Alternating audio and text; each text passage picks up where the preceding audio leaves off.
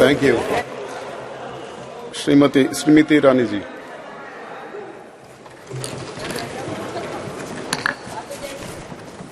अध्यक्ष महोदय, आज इस सभागार में मां भारती का नमन कर मेरे संसदीय क्षेत्र के हर एक नागरिक का आभार व्यक्त कर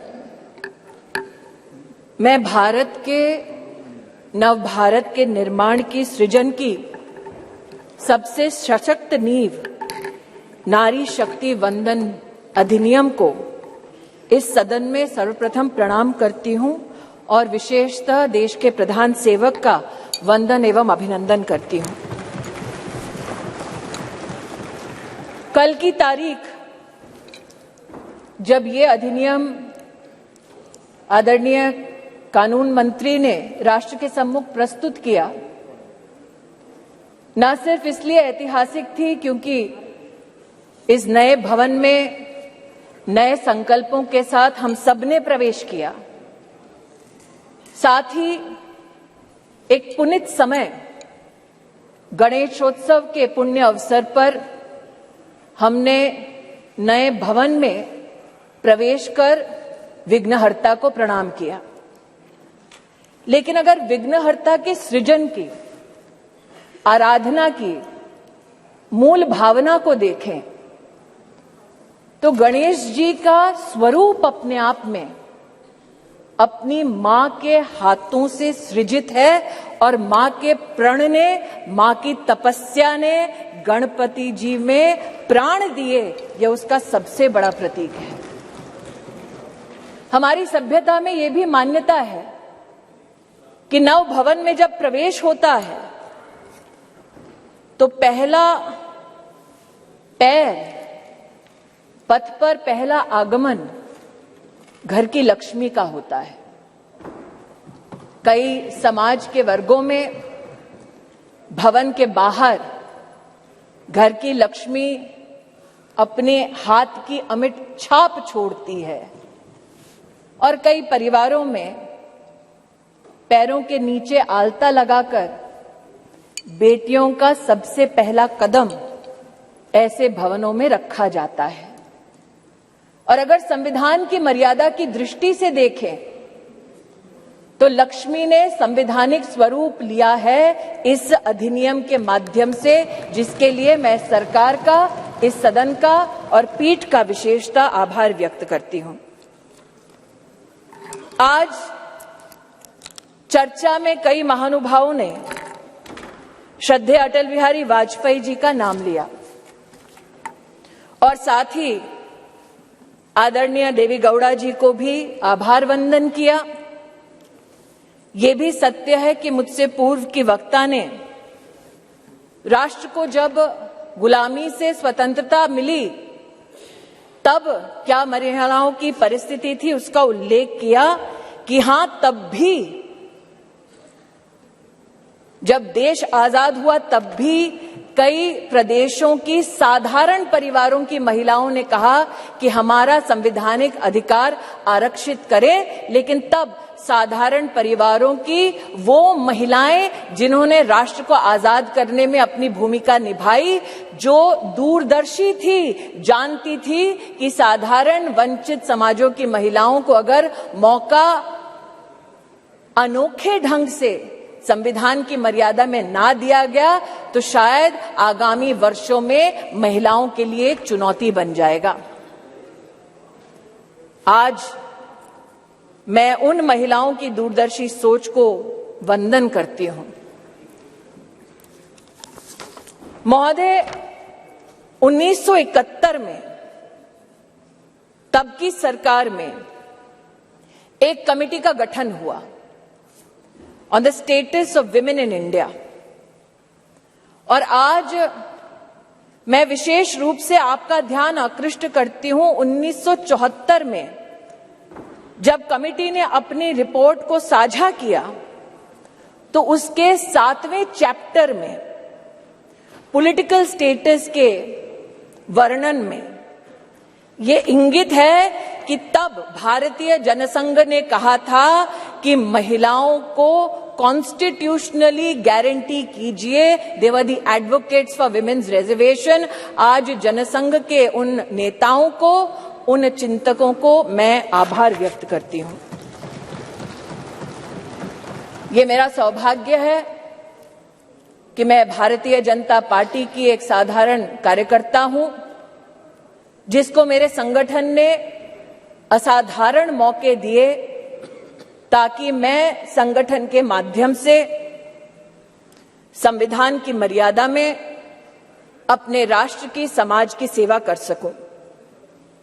ये भाजपा के कार्यकर्ताओं का गौरव है कि इस राष्ट्र में अपने संगठन में पहली बार महिलाओं को आरक्षण देने वाली राजनीतिक पार्टी भारतीय जनता पार्टी बनी।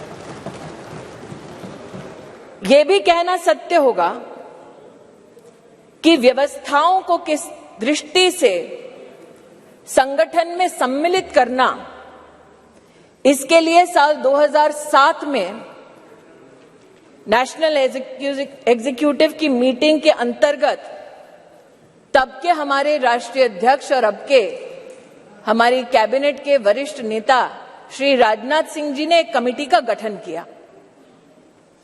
ये सौभाग्य है मेरा कि उस कमेटी में आज 2 सदस्य वर्तमान इस सदन में उपस्थित हैं।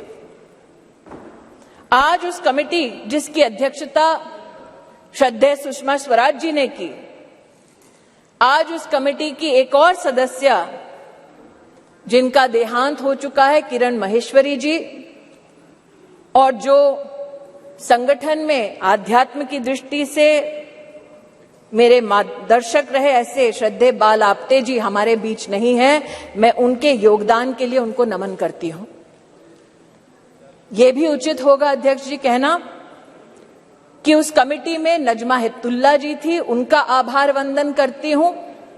सुमित्रा महाजन जी थी, जिन्होंने बार बार लगातार अपनी पुण्य भूमि से, इंदौर से चुनाव जीतकर हम सबका गौरव बढ़ाया। उन्होंने स्पीकर की भूमिका में महिलाओं का राष्ट्र भर में गौरव बढ़ाया। मैं ताई की अनुपस्थिति में ताई को प्रणाम करती हूं। और कमेटी में 2 और महानुभाव थे जो विद्यमान है वर्तमान के सदन में, जिन्होंने महिला आरक्षण भाजपा के संगठन में कैसा हो उसको सुनिश्चित किया, जो आज मोदी सरकार के मंत्री हैं, आदरणीय किशन रेड्डी जी और किरण रिजिजू जी। मैं आपको भी आभार व्यक्त करती हूं। महोदय, they say success has many fathers and failure has none। और इसीलिए कल जब ये प्रस्ताव सदन में आया तो कुछ लोगों ने कहा हमारा बिल है, कुछ लोगों ने कहा हमने चिट्ठी लिखी, कुछ लोगों ने कहा कि ये पूरा का पूरा संवैधानिक निर्माण हमारा था। आज ऐसी एक सम्मानित नेत्री ने सदन में अपना वक्तव्य रखा, लेकिन उनका मैं एक विशेष रूप से आभार व्यक्त करती हूं कि 2 विषयों पर उन्होंने ऑन रिकॉर्ड स्पष्टीकरण दिया है। हमको बार बार बतलाया जाता कि एक विशेष परिवार ने 73rd, 74th amendment to the constitution पारित करवाया। आज मैं आभार वंदन करती हूं कि पहली बार स्पष्टता हुई इस सदन में उनके द्वारा कि ये पुण्य काम पीवी नरसिम्हा राव जी ने किया, जिनके मरणोपरांत उनके ही पार्टी के हेडक्वार्टर में उनको नमन करने का मौका नहीं दिया गया।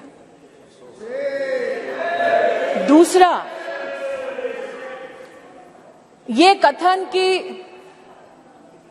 अभी क्यों नहीं और ये वक्त हमारा बिल है तो अभी करिए। तो महोदय, ये उस बिल की प्रति है जिनको वो हमारा कहते हैं।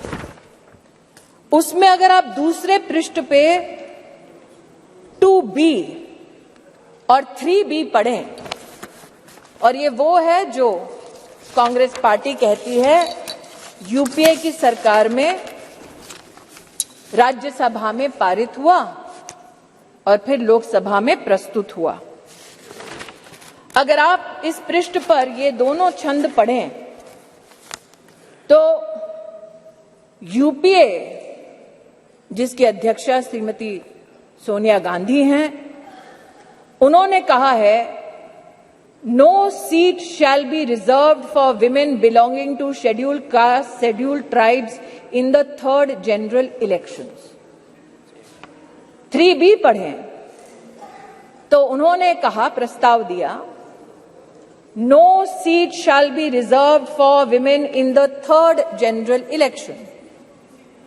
अर्थात आज की सरकार जब यह अधिनियम लागू होगा तब के बाद 15 वर्षों तक महिलाओं को रिजर्वेशन गारंटी करती है, मोदी की गारंटी है। लेकिन अगर कांग्रेस पार्टी का प्रस्ताव आप पढ़ें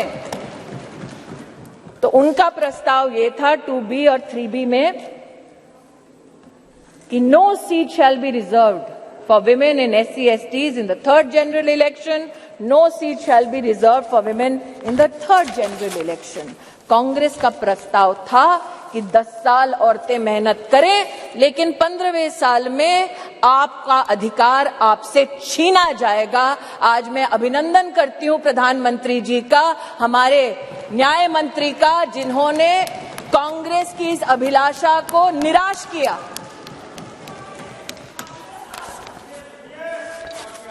फिर इनका ये वक्तव्य कि आप अभी क्यों नहीं कराते। महोदय, हम जानते हैं कि संविधान को छिन्न भिन्न करना ये कांग्रेस की पुरानी आदत है, लेकिन आज अगर आप इसी गरिमामय संविधान के अनुच्छेद 82 को पढ़ें, 82 ये किताब नहीं है, संविधान का मेरे हाथों में, तो आपके लिए किताब होगी, हमारे लिए पूजनीय है, संविधान है ये।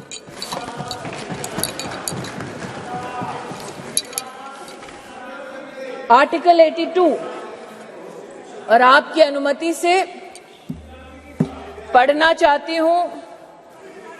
Upon the completion of each census, allocation of seats in the House of the People to the states and division of each state into territorial constituencies shall be readjusted by such authority and in such manner as Parliament may by law determine, provided also that until the relevant figures for the first census taken after the year 2026 have been published. तो क्या ये विपक्ष के नेताओं का मत है कि जो संवैधानिक प्रक्रिया इंगित है संविधान में, उसकी अवहेलना हो? Should we not abide by the Constitution? Is that the position taken by leaders of the opposition parties? That is my humble suggestion and submission. फिर यह आरोप लगाया गया कि आप ओबीसी और मुस्लिम रिजर्वेशन क्यों नहीं देते। मुझसे ज्यादा अनुभवी लोग जो वर्तमान में बिना माइक के और पीठ की परमिशन के दांत चबा चबा कर बोल रहे हैं, उनको शायद इस बात का आभास नहीं कि संविधान में धर्म के आधार पर आरक्षण वर्जित है। इसलिए मैं आज आपके माध्यम से महोदय आग्रह करना चाहती हूं कि ये भारत वो भारत है जहां पर आज लोगों के पास व्यवस्थाएं डिजिटली भी पहुंची हैं, और इसीलिए हमारे देश के नागरिक जिस प्रकार से विपक्ष भ्रमित करने का प्रयास कर रहा है, उस भ्रम में ना फंसे, इसलिए तथ्यों का रिकॉर्ड पर आना उचित है। जो आज इस सभागार में बिना पीठ की अनुमति के आते ही एक शब्द का उच्चारण कर रहे हैं, इनकी राजनीतिक पृष्ठभूमि देखी जाए तो महिला के साथ विधानसभा में क्या आचरण करने का इनका इतिहास है। ऐसे लोग आज महिला की मर्यादा पर टिप्पणी ना करें तो इस सदन की शोभा बढ़ेगी। जो जानना चाहते हैं साफ साफ क्या बोलना चाह रही हूं, वो ये कि राष्ट्र सरकार के इस फैसले को स्वीकार करते हुए नारी शक्ति वंदन अधिनियम को समर्थन देती है। राष्ट्र की महिलाओं के संवैधानिक सशक्तिकरण में अगर विपक्ष रोड़ा ना बने तो हम कृतज्ञ होंगे। महोदय, आज जिन लोगों ने इसको जुमला कहा और कहा कि हम चिट्ठियां लिख रहे थे इसलिए काम हुआ, कम से कम उन्होंने इस बात को स्वीकार किया कि सरकार में प्रधान सेवक ऐसा कि इतने विराट दिल का कि आप उनके साथ पक्षपात करते रहे। जब आपके साथ सत्ता थी आप बार बार उनका अनादर अपमान करते रहे, लेकिन उन्होंने बड़ा दिल दिखाकर आपके हर कम्युनिकेशन को पढ़ा, आपसे चर्चा की। मैं स्तब्ध हूं कि आज जिन लोगों ने व्याख्यान किया महिला सशक्तिकरण का, वो ये भूल गए कि सत्ता उनके पास थी, चमन उन्होंने लूटा, वरना आज जैसा कि प्रधानमंत्री जी ने कहा कब का ये गुलिस्तान हो चुका होता और हम जो साल 2014 में माननीय प्रधानमंत्री जी के नेतृत्व में देश की सेवा के लिए अनुग्रहित भाव से इस सदन में आए, हमने तब से लेकर अब तक महिला उत्थान के लिए विभिन्न इकाइयों के माध्यम से, योजनाओं के माध्यम से प्रयास किए।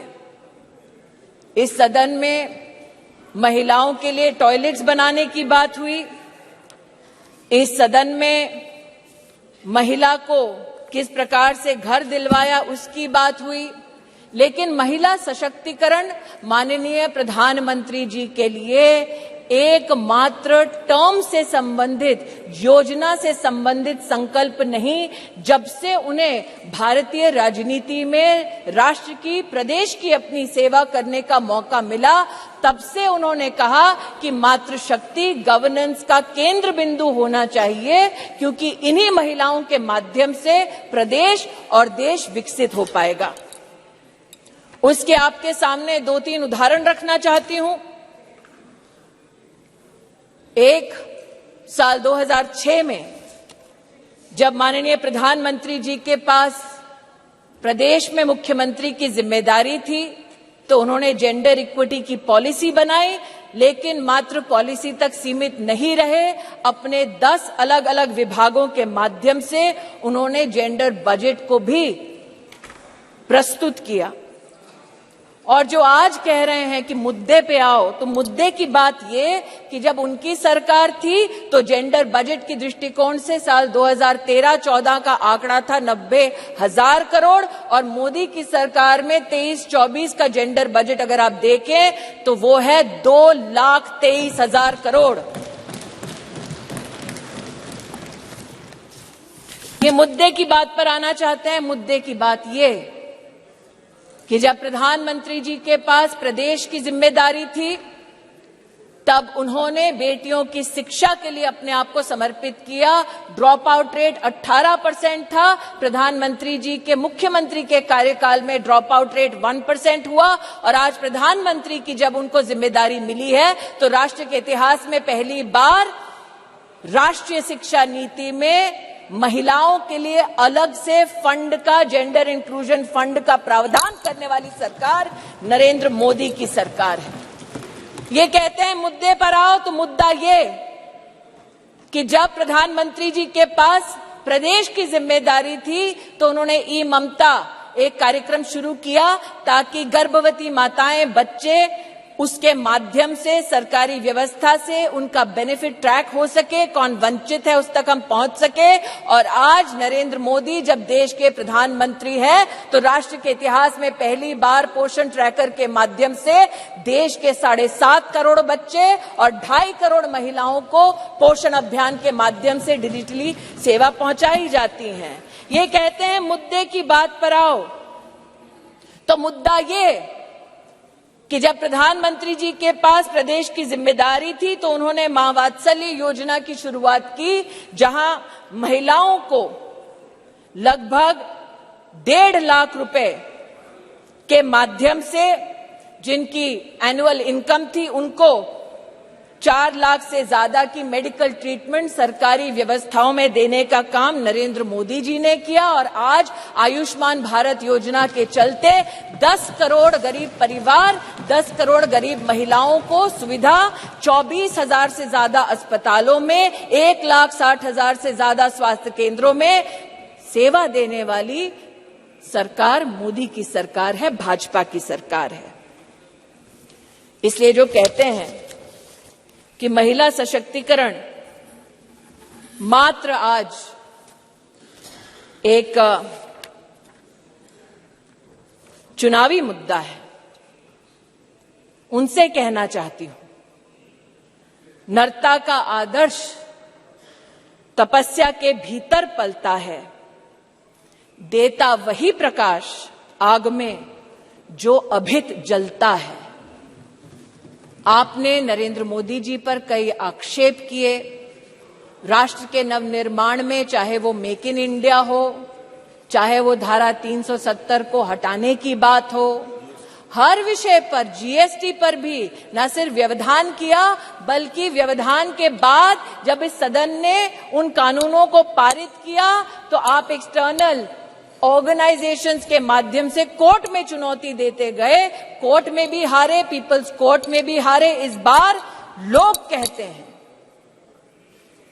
कि 27 साल नहीं, अगर आप जनसंघ की पृष्ठभूमि देखें तो 1974 से हम प्रमाणित कर सकते हैं कि हमारी आइडियोलॉजी ने, हमारे ऑर्गेनाइजेशन ने बार बार कहा कि आप संवैधानिक ढांचे की मर्यादा में महिला का आरक्षण गारंटी करें।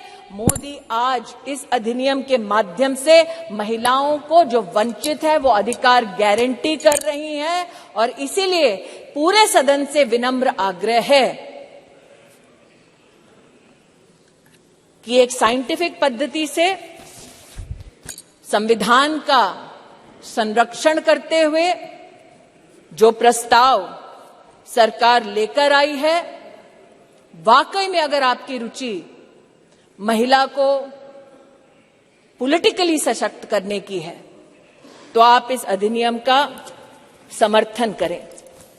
अंत में कुछ लोगों ने अपने वक्तव्यों में यह भी कहा कि आप रैंकिंग देख लीजिए।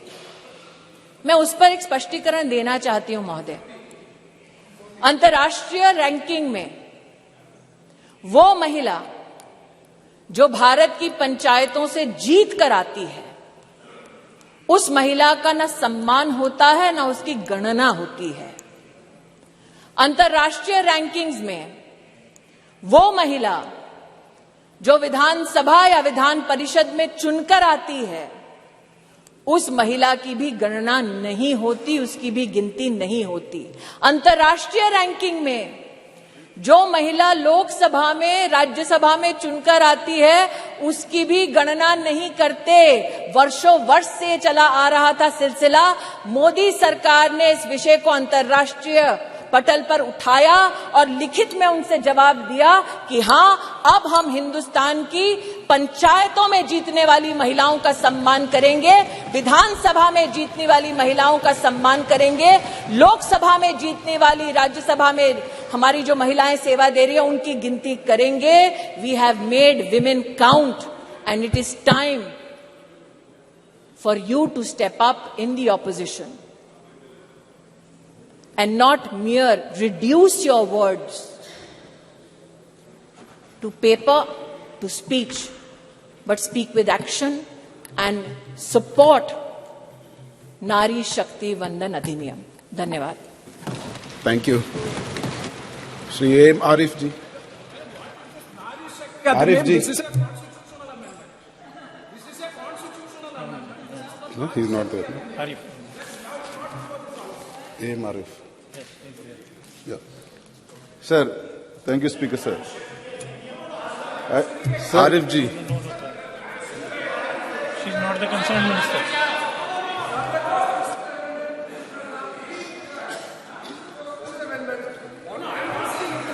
Arif ji, please. Keep the house in order, sir. Sir, keep the house in order. Please be seated.